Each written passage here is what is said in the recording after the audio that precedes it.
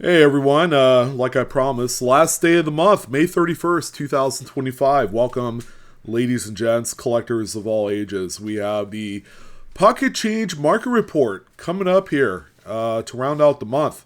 Thank you guys again for tuning in. You guys know what we're all about here in this particular video. We've done about 300 of these, actually more than that, but I like to round out to the greatest impactful number, 300 episodes of these, simply incredible, and I have you guys to thank for that. Without your support, without your views, without you being here, my audience, these would be nothing. So I'm glad you guys are enjoying these. It gives kind of like a first-hand look of how some of the coins that we are discovering out there by casually going through change. Maybe coin roll hunting is your thing. Or if you're a show goer, coin shows, coin shops, you could cherry pick some of these with pretty good success and then flip them right here on eBay. All right, so we don't cover any of the graded stuff, as you know, which makes this very easy. Keep that grading submission fee money in your pocket. You'll thank me later. All right, so quick little shout out. Thank you to channel sponsor Whatnot. We got a pretty big promotion starting here in mere hours for the month of June and July. It's going to be huge. So come check it out. And the only way you can do that is joining today. You can either take advantage of that little snazzy 5x5 QR code that's on the screen right now, or if you're not digging the QR code, we also have the links down below in the description box and also pinned to the comment section of this very video. So join, get $15 your first item today. We are on live every single week. We'll have multiple shows during this promo period. During the summer, the summers are going to be hot and smoking, and so is this coin market. All right, let's go ahead and jump in. Let's see what has been hot to trot on eBay. All sales, by the way, delivered within the last 48 hours or so. Starting out with this banger right here. It's been a little bit of a while, but we've seen die clashes all throughout the 1990s, some in the 1980s, a fair share of them during the 2000s. The 90s is where the strongest die clashes come from. This 1992 is no exception. It's a beautiful coin with oxidation that has kind of turned a little purplish magenta, all right, which, aside from the clash error, I'm sure plays very favorably into the eye appeal of the coin.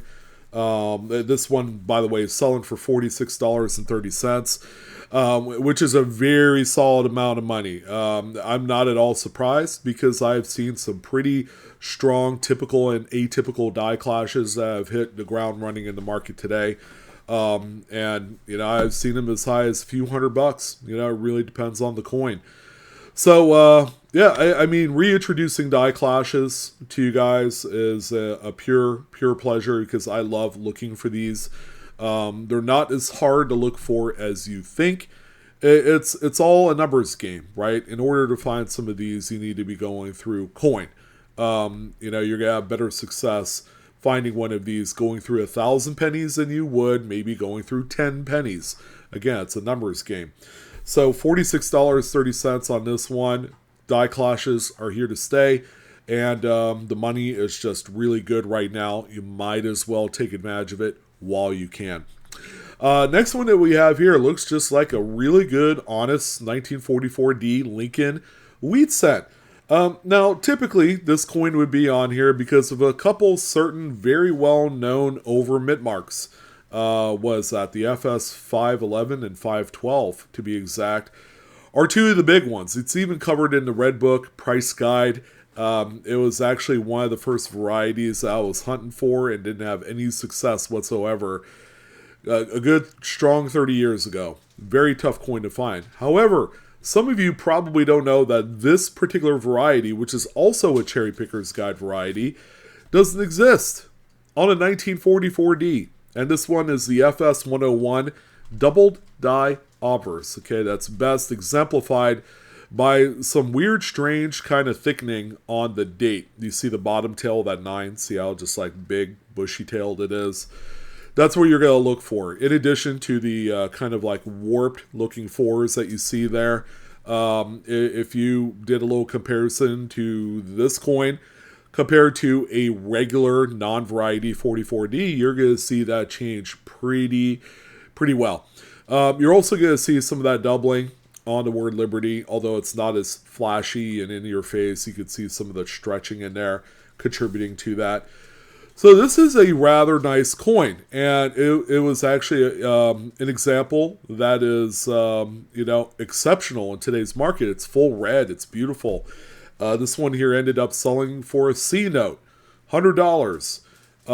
And, again, maybe some of you are not aware that this coin even exists. Everybody is all hung up on the D over S mint marks.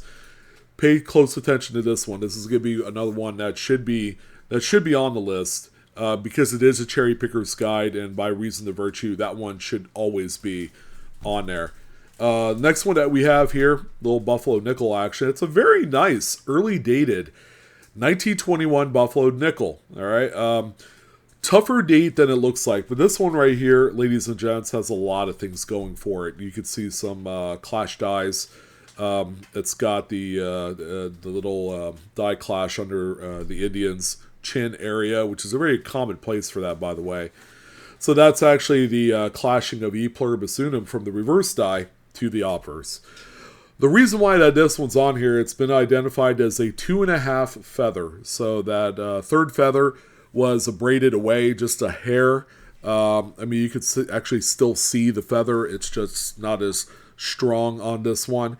And they're very, very, very well collected as well. The more higher grade specimens typically command much better prices and premiums today.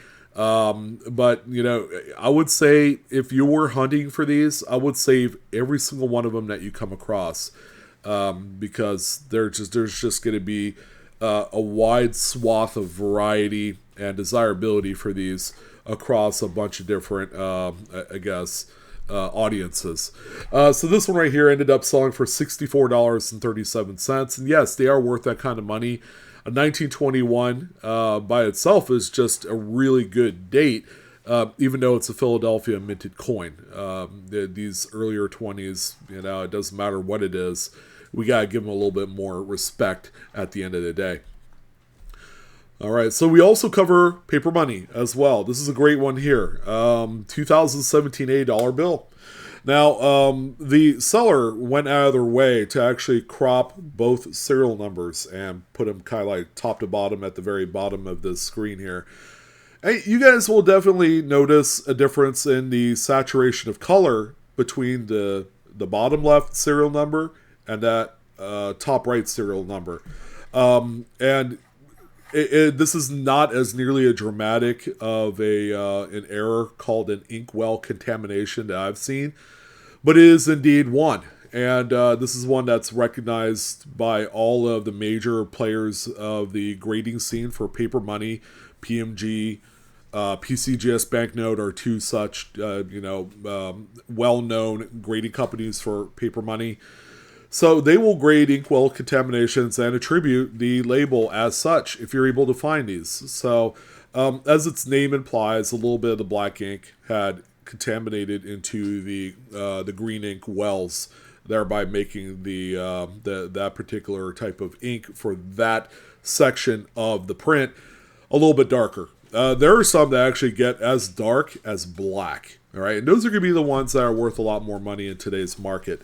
This one, by the way, ended up selling for $54.02. That's a very nice looking note as well, featuring no folds or anything of that sort. This is just overall a very clean example. We also have a little bit of the silver war nickel love coming in the way of a 1943p. This is a beautiful coin with a little bit of toning on there. Love it or hate it, it's all natural. It's silver. It's everybody's favorite composition today. This one is actually a repunch mint mark on that big, large Philadelphia mint mark right above Monticello's dome. There you go, or Monticello, however you pronounce it. You'll see the repunching of the mint mark on these, which are quite common. Keeping in mind that mint employees were hand tapping the mint marks into the working dies. The working dies do all the work in producing the coins. So there's going to be different variances. Mint employees, they don't tend to mince words. They will tap as many letters as humanly possible on that working die. I've actually seen 3 or 4 repunch mint marks on those occasions, and they probably just had an off day, or maybe they were knocking back a little natty boo. It's kind of hard to say, but their mix-ups is our treasure, and we have to appreciate that. The collectability of repunch mint marks is pretty good right now. This one's selling for $26.95. Pretty good considering that the raw value of a non-repunch mint mark 43p in BU today is roughly around $10. So pretty good return on that one. Here's another inkwell contamination. Again, only found on 2017 A's. So if you are looking through 17 A's, you're going to have a much better chance at finding these. Now, this one features a lot stronger darkness to that bottom left serial number string. As you can tell, it looks almost black. And that's how crazy some of these inkwell contaminations can get. So this one right here commanded just a little bit more money, and that's on a note. Oops, there was no reverse image, by the way. I was trying to advance forward to see if that was the case, and there wasn't. This was that one note that did not have a reverse picture. But you can tell this one has circulation wear. But it managed to sell for more than the previous note we talked about a few minutes ago at $65. All right, so again, you find these, hold on to them. It's as easy as looking at both serial numbers to determine if you do have that. One's going to be just a nice rich green. The other serial number is going to be close to being black. All right, pretty easy to see. So you already saw it. We already spoiled it. 2019 Lincoln Shield scent. I mean, what could be so special about this one? It's definitely been through circulation. It's not the most perfect scent that you could, ever imagine, but it does exist. And this one was pulled out of change because of this neat little die crack with a little few chips in there. Which by itself is an oddity or a novelty or any other word that ends in ty, that make up kind of what this coin is. And there are collectors of the later dated Shield series that are looking for kind of like later die state pieces or terminal state, where there's like more cracks, like the die didn't have much longer to go before it, became out of service. So this one right here, not a great big sale, but again, $12, not too bad. That's 1,200 times face value. I mean, if I say it that way, it seems a lot more grandiose than what it is, but the good rule of thumb, if you're reselling on the platform anyways, you're going to take the small deals with the big deals. All that money goes into one pot, and then you get to enjoy it a little bit better that way. Next one that we have here, 1937D. Our good old three-legged friend returns. However, this is a little bit lower grade specimen. You guys wanted to know what a more easily accessible version of this coin is. Again, you don't have to grade these. Unless you were kind of, on the fence of whether or not it was real, which is why you would grade them for authenticity's sake. I would say, keep it raw. If you could tell definitively that it's real. And this one is, by the way, it's got the deteriorated rear leg of the buffalo. It's got the little raised P-line area underneath the buffalo's belly. It's got the deteriorated back neck of the Indian. Things like that. Those are all common threads with the three-legged buffaloes. 3 legs because the front leg was over-polished. By a little bit overzealous by a mint employee. So this one here, I mean, this one probably is like a VG example. You're still paying a little bit of money for them. This one ended at $466.51, total of 28 bids. So they probably started this thing at $1 and let it ride, and it sold very well. Very, very nice coin. All right, so we had talked about our first silver war nickel. We have another one here. And one thing you got to know is that annealing was one of the big issues with the silver manganese alloys. They just did not play nice together. all right, and you apply too much heat, then things kind of go awry. So this particular one here is a 45p with lots of lamination scaling on there, a lot of retained, which are pieces that are still attached to the coin. It's got some really crusty toning, very dark. I'm not a personal fan of it, but it's on there, which can be pretty good. So this one right here ended at $20.90. If you care to sell these, this one is, pretty nice. It's dramatic, larger. Another shield set, this time 2015. However, this is a very well-known variety. It's going to be a matter of when and not so much if this one makes it in a cherry picker's guide.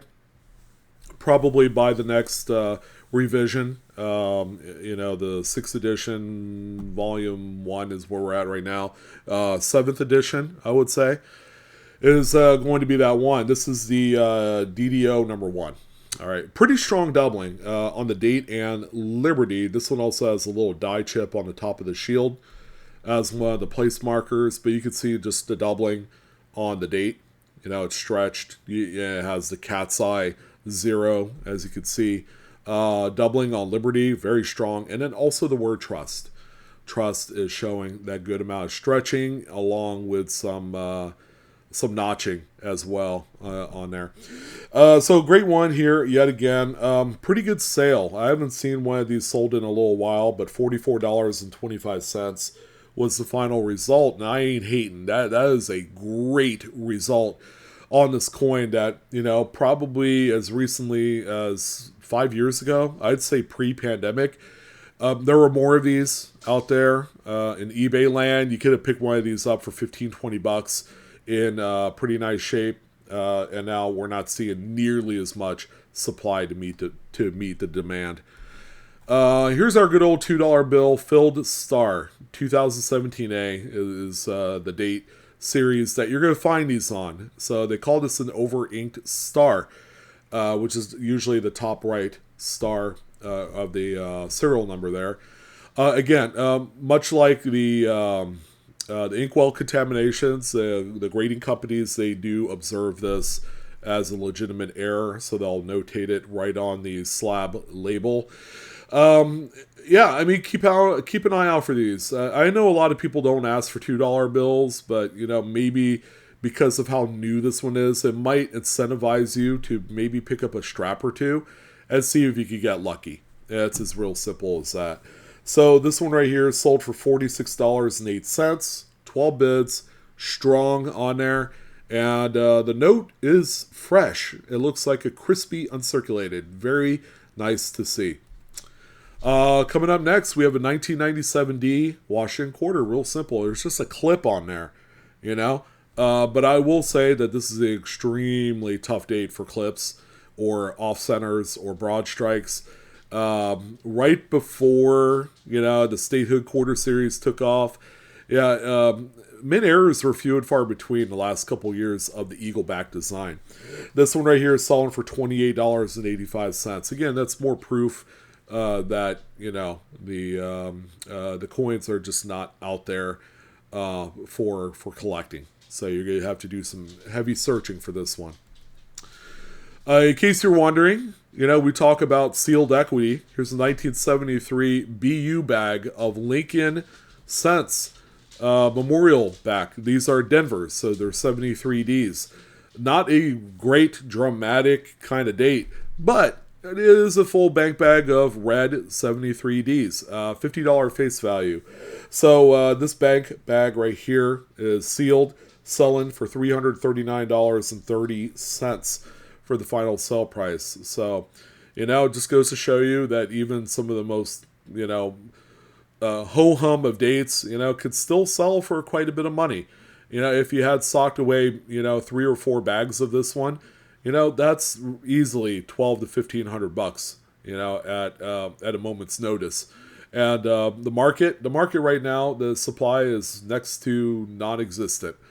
So if you have these, you don't need the money, or you do need the money, and you just don't need the coin, you might as well take advantage of the way the market is right now. There's even some tougher dates. Like if you had a full bank bag of 72 Phillies, I mean, holy crap, that would be huge. But, that's going to be probably a $5,000 bag by itself because of all the doubled dies that you can find in that particular date. 60D is another big one, 59, 59D, and a few others. All right, coming up next, we have another war nickel. This is one that looks very well worn. After a while, they don't look that pretty blast white, silvery color. They begin to look more gunmetal gray like this one here. A 43P, one of the more common dates, with a big, huge retained lamination on the reverse. Again, pretty easy to see. This one selling for $17.50 with 6 bids. We have a 2-pack of Roosevelt Dime off-center struck errors here. We have a 95P. That's the one up top. That's off-center by about 20%. And then the one that is below that, okay, which is another great coin. It's off-center, but it doesn't have a full readable date, but it's very attractive nonetheless. So, for the 2-pack here, Roosevelt's, it's sold for $59.95. $30 a piece. It looks like there's probably not a ton of money that you can make off this one. The seller did a marvel job at commanding what I believe is the full market for both of these coins. 1943 steel cent. Guess what? The 4 in the date is missing. Some would say that it's a clogged die. That's kind of like the easiest low-hanging fruit, answer to this mess that we have here. But guys like Ken Potter have been researching this, and they've come to terms that this one is what they refer to as die basining, which I don't know if that's a type of die deterioration, but die basining is what is designated on this particular coin, and that's why the 4 is missing. I guess if you wanted to know more about die basining, you could go on error-ref.com. Which is kind of like an error coin dictionary. What does die basining mean? You go on that website, type into the search bar, and then it'll give you whatever information you need to know. But by the way, this is not limited to just the Philadelphia steel cents, but this one can also be found on the San Francisco's and maybe Denver's as well. But I do know San Francisco has quite a fair number of them, where even the mint mark is like either weak or completely missing as well. So a very interesting coin. There's still going to be a lot of people that are going to be scratching their head about this one. They'll say automatically it's a, strike through or a clogged die. That 4 was full of debris, dirt, and grease and things like that, and it just wasn't striking up properly. All right, so I give you guys that price. So it's that die basining 43 sold for $32 with 12 bids. So, geez, I had no idea that those sell for that kind of money. Here's a 52D with a sizable strike through right on the back of Lincoln's head. So that it could have been a lot of grease. It could have been a detached lamination from a different coin or planchet. But yeah, it's a strike through on this one, and this one's been around the block. It's not a beauty queen by any stretch. $16.94 was the realized sale on this one. Okay, 1990D candy half dollar. It's off center by probably about 10%, and from what we do know, these type of errors on much larger, bulkier denominations like Ike dollars and Kennedy's and Susan B. Anthony's are very desirable, and they're expensive. This one right here, selling for $169.79. So if you got them, you know what they're valued at. They're a pretty quick, easy sale, and they command a fair amount of liquidity in the marketplace. A great one here. It's been a long time since I found one of these. 1980 Lincoln Memorial set with the doubled die obverse FS101 variety. It's a strong doubling on the date and Liberty. To note, the coin's in pretty decent shape. It's an AU, BU, brown type example. It's nothing that's going to, blow the world away. But the variety certainly does. You can see some of this, the separation and notching in the date. You can also see it quite a bit on Liberty. You can see the separation on the letter L of Liberty, among other things. And this one here sold for $103.97 because we haven't seen too many of these sell here on eBay in a while. The prices have floated up a little bit. Again, this is a coin that we could have found for 40, 50 bucks on eBay about 5 years ago. Yeah, they've gone up. Yeah, I mean, what am I to tell you here? Check your, candy half dollars for things like this. If you have the time to rotate every single coin that you come across in a roll, because we're all looking for silver, right? But, you should probably look for this as well. 1972p candy half dollar. Rotated dies there. So this one is clockwise by about 85 degrees, I would say. And it sold for $34.33 with a pair of bids. Probably could have done a little bit better if it wasn't imaged in the 2x2. I've said it once, I'll say it again. If these things are cheap, they're virtually, I'm not gonna say worthless, they're just cheap. They're a dime a dozen. Pull them out of the 2x2 and retake the pictures, so that way you can get them nice and clean and tight there. All right, nice off-center 80D this time around. This is a date that, I don't see come up that often, so it's a tough one. And this one will probably end up in a date collection. There are people that do collect by that, and they're always talking on the Discord, on Facebook, on forum chat pages and things like that. There's specific dates that are like more key than the others.